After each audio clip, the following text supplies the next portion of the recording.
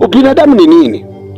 Ni mkusanyiko wa tamaa na hisia na maamuzi yanayomwinua mwanadamu badala ya Mungu, au yanayotafuta kumwinua mwanadamu badala ya Mungu.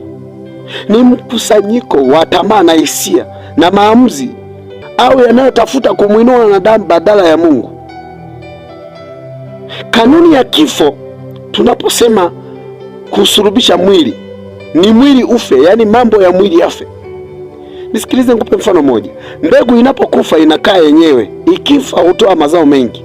Mfano, ukachukua mbegu ya muhindi, unapoiweka ardhini lazima ife, na ikisha kufa ndipo inapootesha mmea, na huo mmea unazaa zaidi ya kile ulichopanda. Kwa hiyo mwili ukifa, roho akauisha ukaishi. Ili mtu wa ndani, yaani roho, awe na nguvu kuliko mtu wa nje, yaani mwili, lazima mchakato wa nidhamu ya kiroho uzingatiwe. Ninapozungumzia nidhamu ya kiroho uzingatiwe, maana yake uwe ni mtu wa maombi, uwe ni mtu wa maombi ya kufunga na kuomba, uwe ni mtu wa kusoma neno, uwe ni mtu wa ibada, uwe mtakatifu.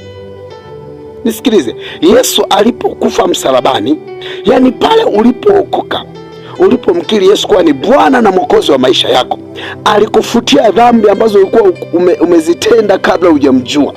Na baada ya kukusamea zile dhambi ulizokuwa umezitenda, zimefutwa pale unapomkiri Yesu. Lakini baada ya kumkiri Yesu ni wewe kujitenga mbali na dhambi.